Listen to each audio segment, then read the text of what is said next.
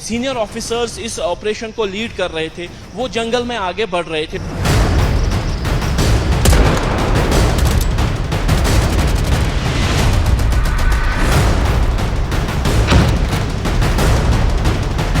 जो मिलिटेंट थे वो गात लगाकर बैठे थे।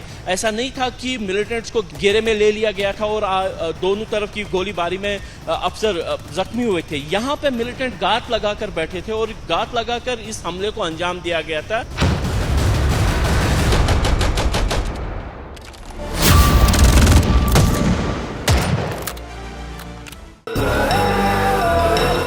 जम्मू कश्मीर के कोकेर नाग का ये घना जंगल, इतना घना कि हाथ को हाथ न सूझे। जंगल के चारों तरफ ऊंची ऊंची पहाड़ियां और ये पहाड़ भी घने पेड़ों की चादर से ढके हुए हैं।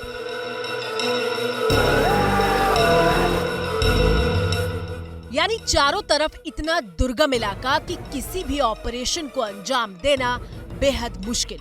और इसी जगह पर बुधवार को आतंकियों के खिलाफ ऑपरेशन में देश के 3 अफसर शहीद हो गए। पहली शहादत कमांडिंग अफसर 19 राष्ट्रीय राइफल्स कर्नल मनप्रीत सिंह, उम्र 41 साल। दूसरी शहादत 19 राष्ट्रीय राइफल्स मेजर आशीष धौचर, उम्र 36 साल। तीसरी शहादत शहीद डीएसपी जम्मू कश्मीर पुलिस हुमायूं मुजम्मिल भट्ट, उम्र सिर्फ 29 साल। हिंदुस्तान अपने 3 सपूतों को खोने की खबर सुनकर सन्न रह गया। ये जाबाज देश के दुश्मनों से लोहा लेने के लिए मोर्चा संभाले हुए थे। और आज हम एबीपी न्यूज पर आपको बताने जा रहे हैं कि सेना के इन अफसरों को काउंटर फायरिंग में गोली नहीं लगी, बल्कि बाकायदा जाल बिछाकर इन पर हमला किया गया था।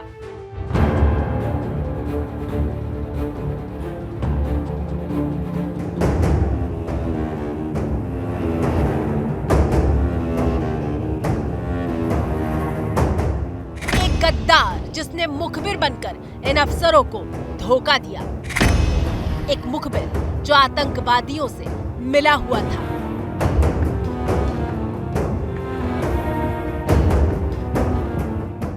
वो गद्दार जिसने अफसरों को झूठी जानकारी देकर इस घने जंगल में बुलाया।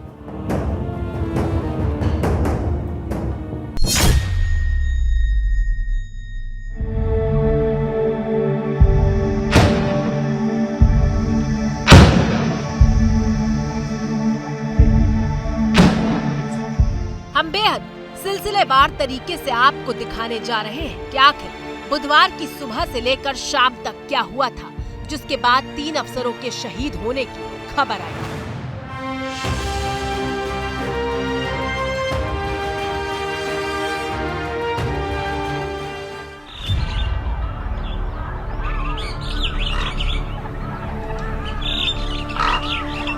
बुधवार सुबह सुबह का वक्त था। कश्मीर सो रहा था।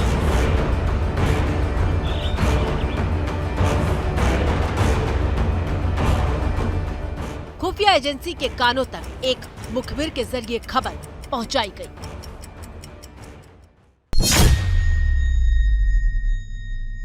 वो मुखबिर जो पुलिस के लिए नहीं बल्कि आतंकियों के लिए काम कर रहा था।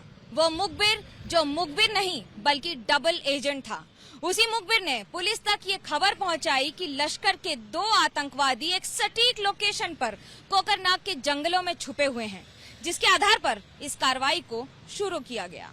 ये खबर जैसे ही 29 साल के जाबाज ऑफिसर और जम्मू कश्मीर पुलिस के डीएसपी हुमायूं भट्ट तक पहुंची, वो एक्शन में आ गए। एसओपी यानी नियमों के अनुसार डीएसपी हुमायूं भट्ट ने तुरंत ही 19 राष्ट्रीय राइफल्स के कमांडर कर्नल मनप्रीत सिंह को एक ज्वाइंट ऑपरेशन लॉन्च करने के लिए कहा, ताकि मिलिटेंट अपना ठिकाना ना बदल सके।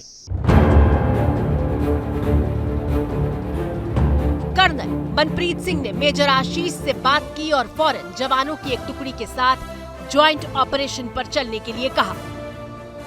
जम्मू कश्मीर पुलिस और सेना दोनों की टुकड़ियां मुखबिर को दी हुई उस लोकेशन पर पहुंची। वो लोकेशन जो अनंतनाग जिले के इसी कोकरनाग जंगल में थी। ये ऑपरेशन मुश्किल क्यों था, ये इलाका इतना जटिल क्यों है, ये बता रहे हैं मौके पर मौजूद एबीपी न्यूज संवाददाता आसिफ कुरैशी।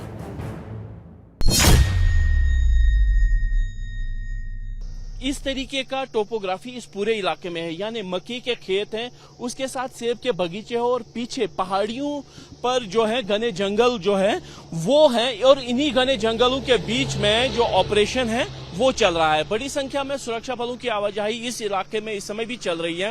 रात भर चले ऑपरेशन में कई जगह पे संदिग्ध जगहों पर फायरिंग की आवाजें भी सुनाई दी। यहाँ पे लोकल्स की तरफ से हमें बोला गया है कि रात तकरीबन 1 बजे से लेके सुबह तकरीबन 6 बजे के बीच में लगातार फायरिंग की आवाजें आती रही इन पूरे जंगलों में से। ये जो टीवी स्क्रीन पर आपको पहाड़ी दिखाई दे रही है, इसी पहाड़ी के ठीक पीछे आतंकवादियों को ढूंढने के लिए अफसर गए हुए थे। जरा इस तस्वीर को देखिए। पहली नजर में आप समझ नहीं पाएंगे कि सामने क्या है, लेकिन गौर करने पर पता चलेगा कि वहाँ जवान मौजूद हैं और इन्हीं दुर्गम पहाड़ियों पर मौजूद थे देश के 3 जाबाज ऑफिसर्स।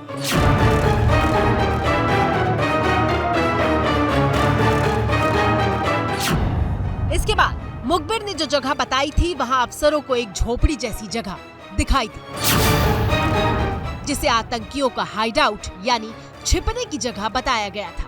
जब अफसर अंदर पहुंचे तो वहां उन्हें AK-47, कुछ बर्तन और कपड़े मिले।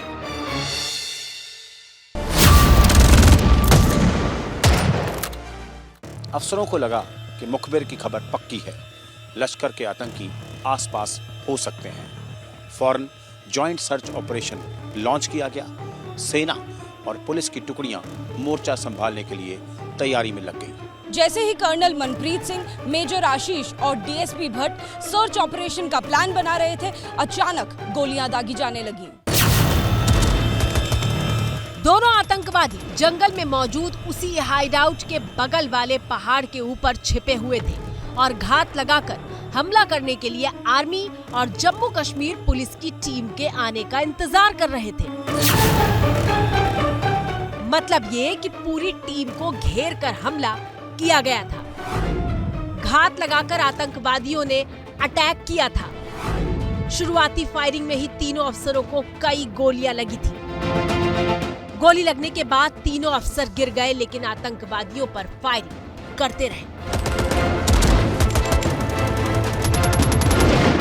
आतंकवादी पहले ही सुरक्षित जगह पर मौजूद थे और सेकेंडों में पहाड़ी के ऊपर भाग निकले।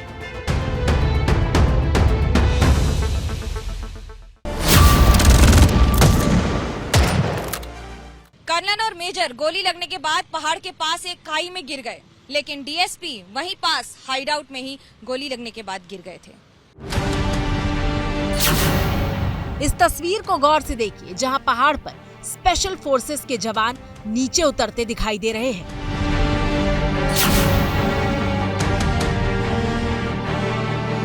दरअसल इन पहाड़ियों पर आतंकवादियों को ढूंढने के साथ साथ बॉडी के लिए भी सर्च ऑपरेशन चलाया जा रहा था। डीएसपी हुमायूं भट्ट के शव को लाने में 6 घंटे का वक्त लगा था।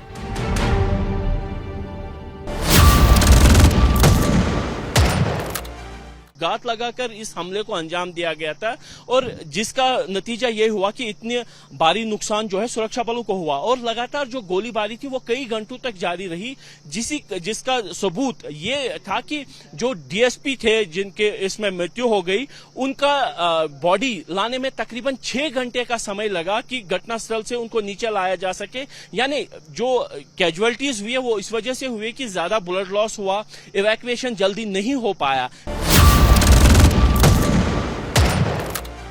हमले के तुरंत बाद सेना और जम्मू कश्मीर पुलिस ने मिलिटेंटों के खिलाफ जो ऑपरेशन है उसको और ज्यादा सख्त कर दिया, क्योंकि अंदेशा ये था कि जुबैर खान जो कि कोकरनाग का ही रहने वाला था, इस इलाके के चप्पे चप्पे से वाकिफ है और भाग सकता है।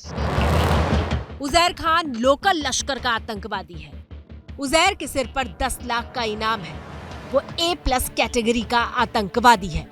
उजैर ने ओवरग्राउंड वर्कर्स और जंगल की जानकारी का फायदा उठाकर इस आतंकी घटना को अंजाम दिया।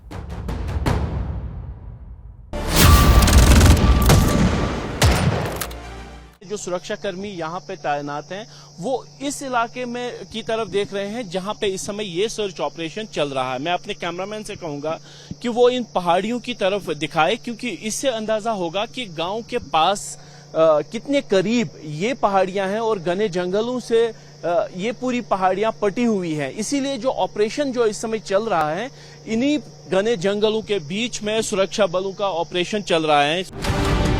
देश को 3 अफसरों की शहादत का दंश झेलना पड़ा क्योंकि मुखबिर गद्दार निकला। उस मुखबिर ने आतंकवादियों को बता दिया था कि आर्मी और पुलिस कब आ रही है। उसने आतंकियों को बता दिया था कि टीम कैसे और कितनी संख्या में आ रही है। मतलब हमला जाल बिछाकर किया गया था।